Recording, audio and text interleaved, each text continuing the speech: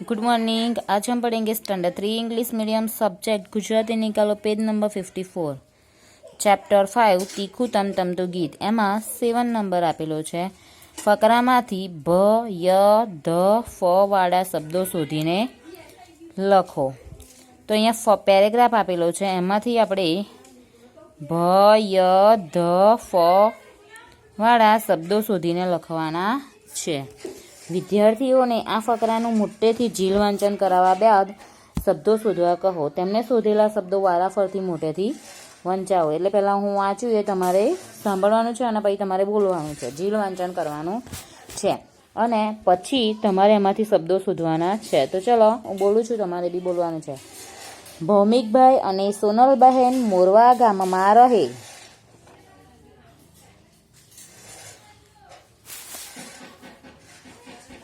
तेमने एक दीकरो अने एक दीकरी।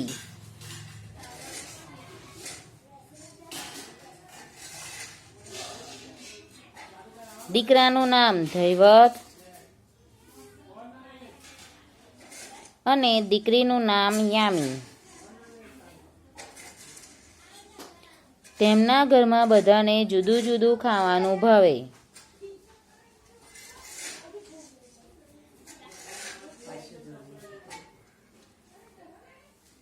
सोनलबहेन ने शाक भावे नहीं।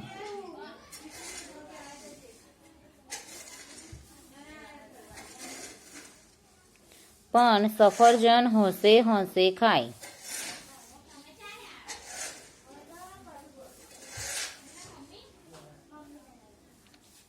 भौमिकभाई ने भाजी घणी वहाली।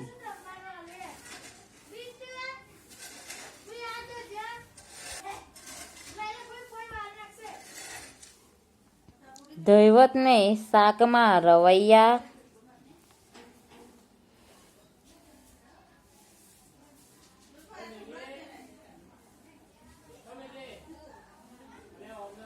अने फळ में पपैयू भावे।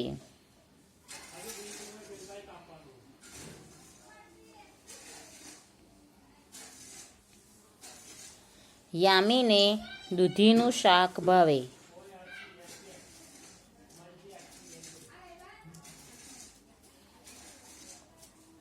अने फळ में जामफळ मळी जाय एटले बस।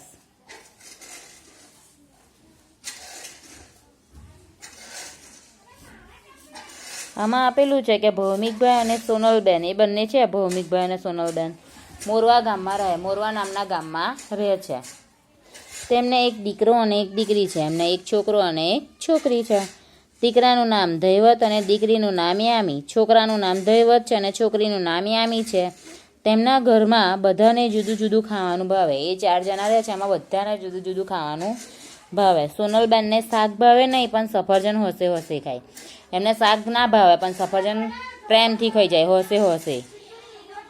ભૌમિકભાઈને ભાજી ગળીવાળી એટલે ભૌમિકભાઈ છે એમને ભાજી વધારે ભાવે છે। ધૈવતને શાકમાં રવૈયા અને ફળમાં પપૈયું ભાવે। ધૈવત છે એને શાકમાં રવૈયા ભાવે રીંગણાના અને ફળમાં પપૈયું વધારે ભાવે છે। અને યામીને દૂધીનું શાક ભાવે અને ફળમાં જામફળ મળી જાય એટલે બસ, એટલે યામીને દૂધીનું શાક અને જામફળ ભાવે છે। તો ચલો હવે અહીંયા પેરેગ્રાફ છે એનું મેં તમને ઝીલ વાંચન કર્યું। ઝીલ વાંચન એટલે કે મેં વાંચ્યું અને તમે એનું ઝીલ કર્યું, ઝીલ વાંચન કર્યું। હવે અહીંયા નીચે આપેલું છે કે ભ પરથી શબ્દ શોધવાના છે। તો ચાલો, પહેલો શબ્દ છે ભૌમિકભાઈ, બીજો છે ભાજી અને ત્રીજો છે ભાવે। તો 3 એ 3 શબ્દ લખી લો। ચલો,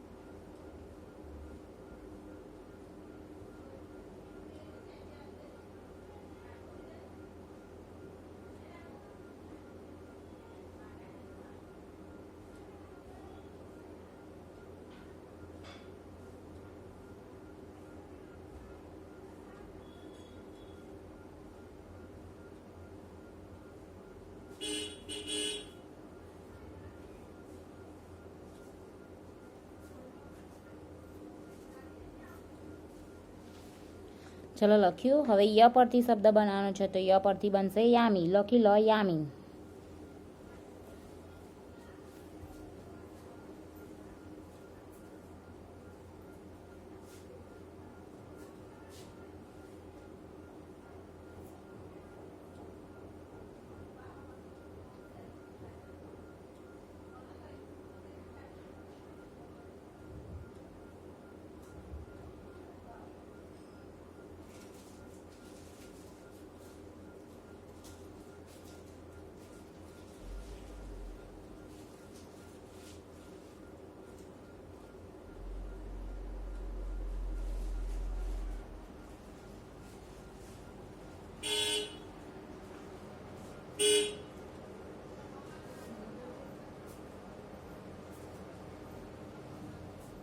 પછી નેક્સ્ટ છે ધ પરથી શબ્દ બનાવો તો દૈવત બનશે. લખી લો.